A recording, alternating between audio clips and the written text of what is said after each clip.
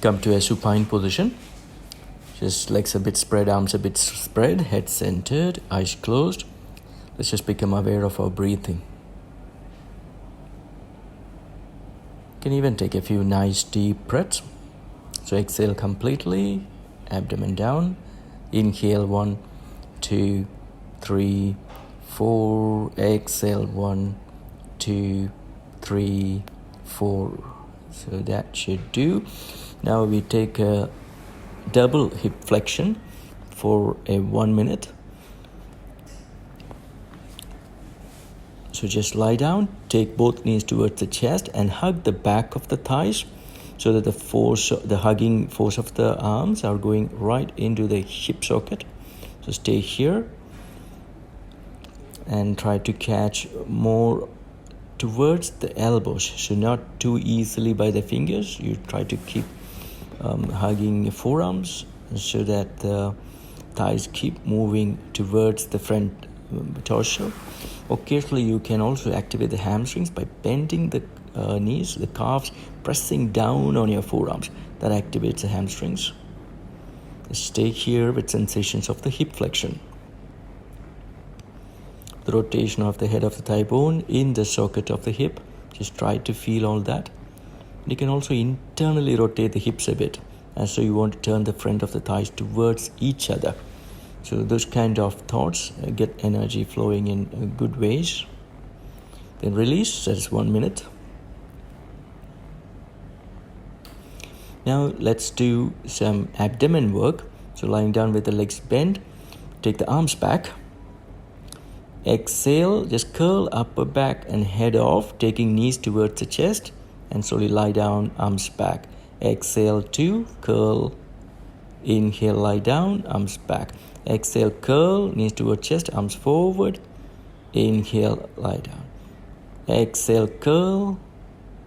Inhale, lie down. Exhale, curl. Inhale, lie down. Exhale, curl. Inhale, lie down. And just rest for a few breaths. And it should be for a few breaths in the sense that you become aware of the breath and you can take a couple of nice, smooth, deep breaths. You should be already feeling a little bit of your hip flexors and your abdomen. Perhaps the heart is beating a touch more faster and maybe you can feel it. So just be in awareness of all of these, the breath, the heart, the slight increase in body heat. Be in marvel of all these responses. Now, tuck. Down. 2, exhale, sit up, knees to chest, inhale, lie down. 3, tuck, lie down. 4, tuck, lie down. 5, tuck, lie down. 6, tuck, lie down. 7, tuck, lie down. 8, tuck, lie down. 9, tuck, lie down. 10, tuck, lie down. So that is, if the earlier progression was very easy, you could have done this. Otherwise, you could still do the earlier one for a few more weeks, and then you would be able to do this easily. So a couple of nice, smooth, deep breaths, being aware of the increasing body temperature, increasing heartbeat, and just marveling this responding body. It's trying to send more blood to these working muscles, and that's why the heart is starting to beat faster. All of that, the listening body, the responding body, the intelligence of it. Just be in acknowledgement of all that. Okay, let's do another set. So lie down, arms back, legs straight. Exhale, bend legs, come up. Inhale, lie down. 2, lie down. 3, exhale, come up, lie down. 4, exhale, come up. Inhale, lie down. 5, exhale. Inhale, lie down. 6, exhale. Inhale, lie down. 7, lie down. 8, up, lie down. 9, lie down. 10, lie down. 11, I lost the count a bit there. I plan to do 10. But one extra won't hurt.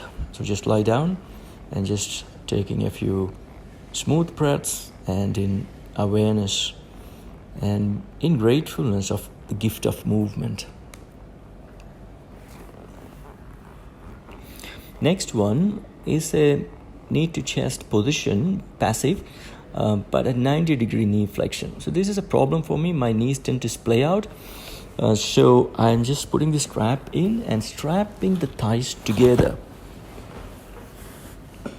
So if your knees tend to open out, you do the same. Strap it together, setting the timer for a minute. And then take the knees towards chest, catch the feet, and bring the heels roughly over the knees kind of position. So it is a 90-degree knee flexion. So this for me works a bit more intensely on the, it seems to increase the hip flexion in terms of the sensations I receive. And so just staying here.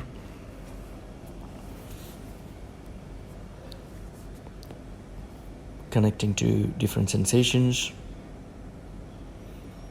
This flexion is important in the Ashtanga jump throughs and all that. So the more the thighs can come closer, the more the feet will be below my hands, and that is needed when I jump through. I need that clearance. So really working on this hip flexion. At times I'm pushing feet against the hands, and at times I'm trying to pull the knees and feet down away from the hands. Release, that's 1 minute.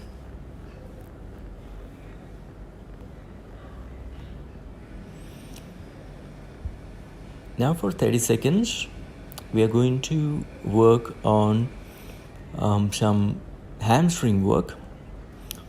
So take both knees towards the chest.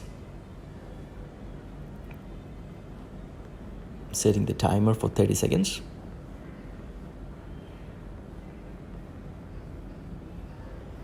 So take both knees towards the chest. Catch hold of only the right foot with one hand or both hands and dynamically straighten and bend. Straighten. If you're okay, lift the head up as you straighten and bend. So continue doing so with a lot of respect to the back of the knee and that hamstring. You don't have to force straighten it.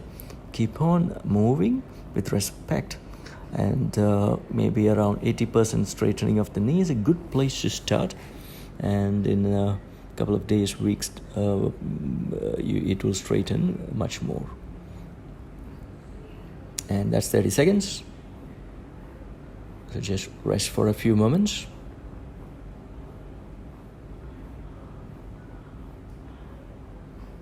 Now take left knee towards the chest. I have got a back hip problem here, so I'm going very gentle here. So straighten and bend. Straighten. If you're okay, head up, bend, straighten, head up, bend, straighten, head up, and bend, head down, straighten, head up, and bend, straighten, and that is 30 seconds. Release the legs. Now we are setting up for another 30 seconds.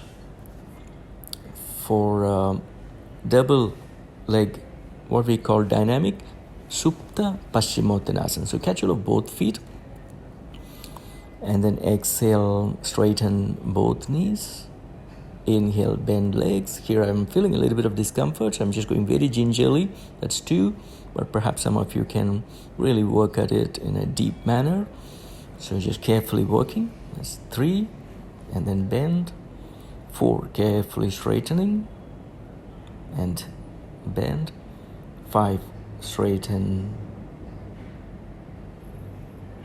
and release. That's 30 seconds.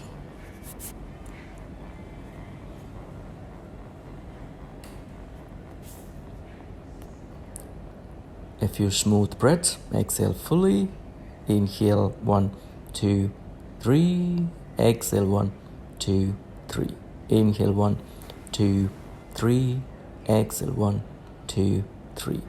Inhale 1, 2, 3. Exhale 1, 2, 3. Inhale 1, 2, 3. Exhale 1, 2, 3. Inhale 1, 2, 3. Exhale 1, 2, 3. Join the legs and take the arms overhead. Big toes touching, arms behind. Sit up, Navasana, lie down. Exhale, sit up, Navasana. Inhale, lie down. exhale, sit up, lie down, arms back. 4 exhale, inhale, lie down. 5 exhale, sit up, inhale, lie down. 6 exhale, sit up, inhale, lie down. 7 exhale, inhale, lie down. 8 exhale, inhale, lie down, and rest. So don't let the mind move to what you can do, what you can't do. Just connect to the gift of yourself, this embodiment, this aliveness that you feel in the increased heart rate, increased breath rate, increased body heat, your raw energy, your raw process, just feeling all of that.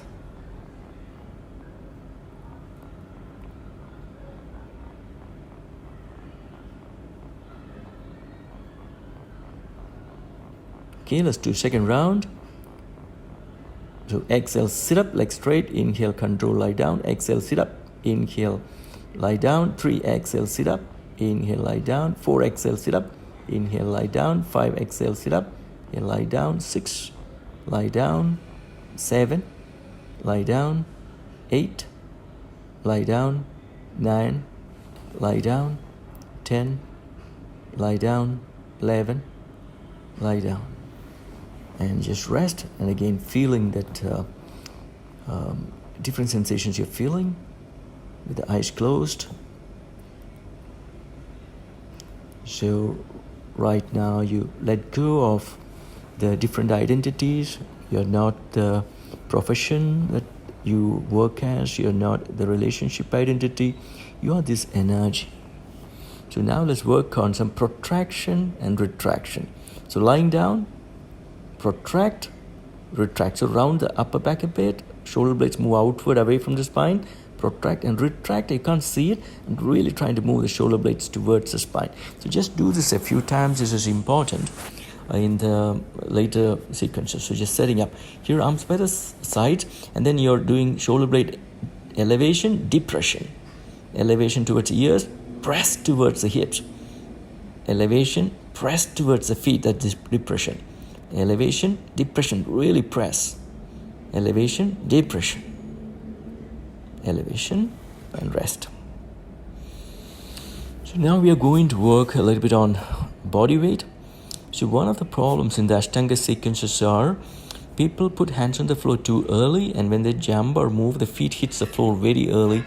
The weight gets taken by the legs, and then your arms, upper back and chest and all of that never gets a chance to strengthen. To increase the height for the hands is a good place to start in the quest for strength.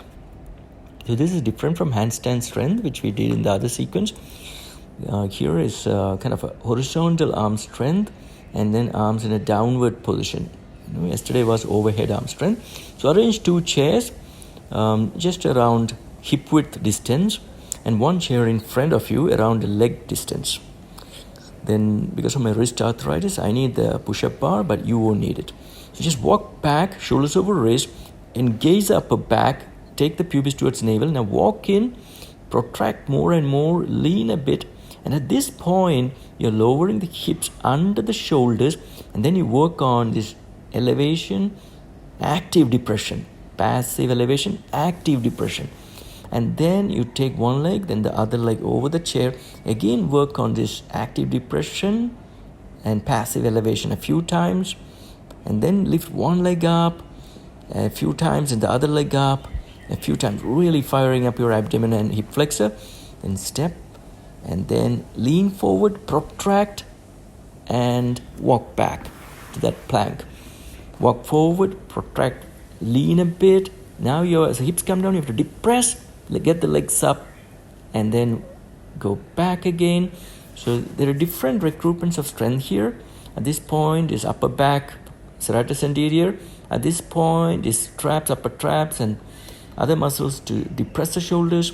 So just working through all these. This is very important for your jump throughs and jump backs. There, depress the shoulder blades and get the legs up. Depress. Here, protract, lean, walk back. And then just rest. So resting, don't get distracted. Just walk 5 steppers, feeling lift move, land, lift, move, land, lift, move, land, turn, and just taking these steps, letting go everything else. The breath might be a little bit more labored than the supine sequences, and that's fine. Just feeling all that, the raw process that you are. You're never a finished product, a continuous process. And through all these efforts, you're giving directions to the process, which will bring about the adaptations, which we call as improvements.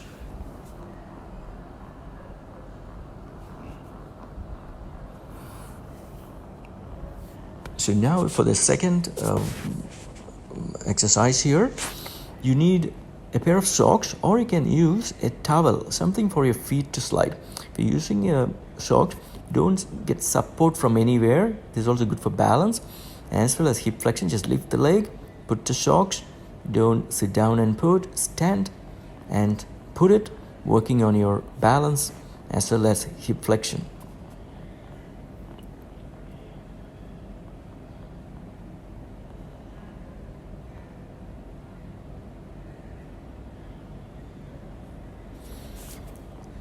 So here you don't need the mat, but the chair tends to slip away, which I actually soon will find out.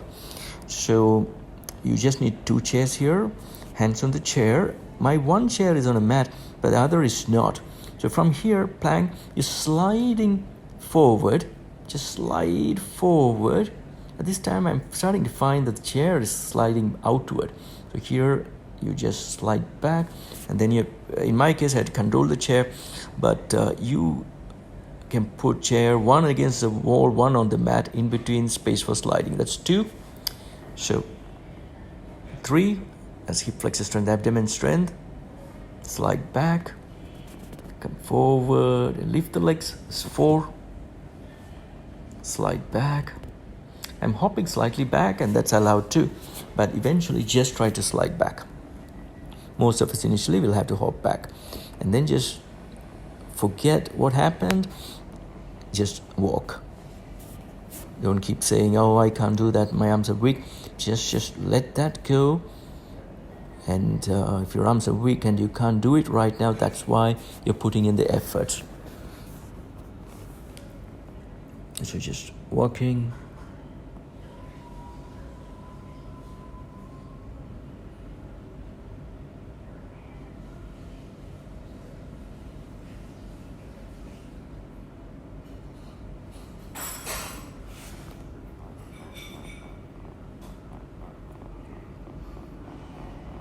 So next round, I'm doing what I was just suggesting to you. One chair against the wall, the other on the sticky mat, and in between there is space for my feet to slide. So here actually I'm doing these tuck swings. So that's 2, that's 3, that's 4, that's 5. Just rest for a few breaths. Technique-wise, what you have to remember is don't kind of throw legs backward. So keep the tuck intact, knees towards the chest, and keep that intact. And just you're working on that protraction upper back strength. And then as you swing forward, you're working on that depression strength of the shoulder blades. So 2 activators of the shoulder blades in 2 directions. This is a great drill to work for your pickup jump back in that Ashtanga Vinyasa flow.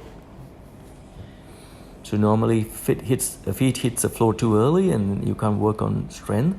So now you have the clearance, so your arms, upper back, shoulders all can work. So second round, so tuck, swing forward, swing back. That's protraction, that's depression. Protract, depress, protract, depress, protract, and come out. Walking. Just counting your steps as well. I'm just counting 5 steps one way and then the other way. Feeling the lift, move, land, lift, move, land.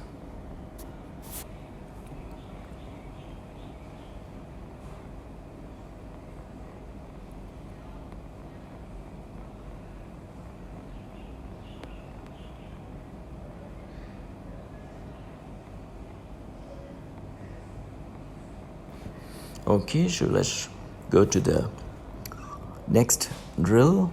So here I'm showing a little bit of how the bent arm work should work. So we're going on bent arm strength. So the hand should come more towards the sides of the chest, sides of the ribs, rather than under the shoulders. So this you're not going to slide. So if you wish to, you can have the chest back on your mat. So this is the elevated plank. Protract, maintain protraction, and then you just bending arms, elbows do not go back at all, lean forward maximum, press right back. So 2, bend elbows, lean forward, press back. So bend elbows, lean forward, elbows in front of the wrist, press back. And 4, press back. Okay, and then come off. Walking.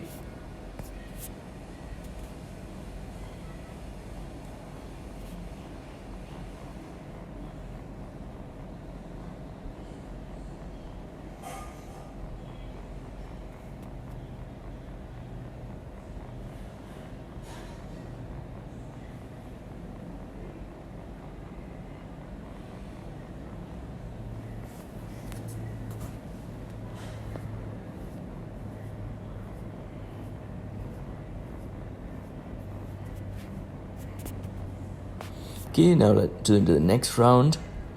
So here you're going to press like that. So lean, tuck, horizontal, press down and come up.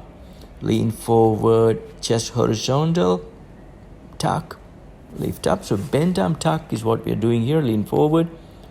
And then if you want to, you can hop back, come back to that vertical tuck, horizontal tuck, strength, press back, come forward. So again, lean, tuck, jump back or step back, and come off. So these drills for today, I'm just doing, I think, 1 set of each. You can always pause and just do a few extra if you have the time. So bent arm strength is a very important component in that pick up, jump back to Chaturanga. And usually at that time on the floor, feet is against the floor, and then pushing on the feet, we just jump back. So without feet touching the floor, that bent arm hold and jumping back, very important to develop the strength. So into the next drill. So this is, we are again going to slide.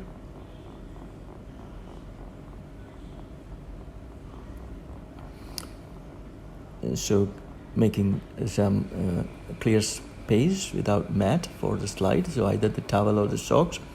So put the hands on the chair and into that bend, slide back. Then plank, slide forward into that lifted danda, bend, slide back, come up, lifted danda, bend horizontal tuck, jump back, slide forward, danda, bend. So just continuing, you're aiming for around 5 reps. So if this jumping back is tough for you, you can always put the feet down, slide back or walk back. Do it whichever way you can, but get the numbers done. Really adapt it in a way where you can still do it. So maybe it's just a quarter bend of the arms, still great. Eventually you can have that 90-degree bend at the elbows. And even if the feet are not really lifting off in that lifted tuck, it doesn't matter, feet on the floor, but really lean forward so there is a lot of weight on the hands.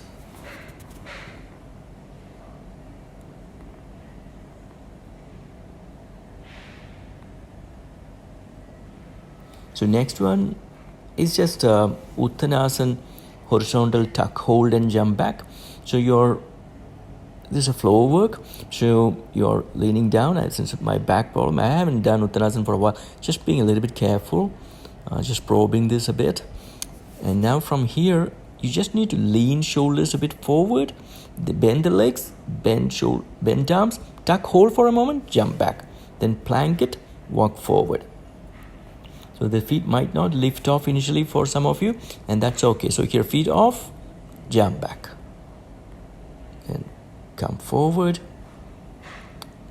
Then lean a bit forward, bend arms, tuck, jump back. Press plank, walk forward. And then stay in a relaxed Uttanasana for a few breaths. And then slowly come off. And take a seat. That should do for today. Great practice. Namaste.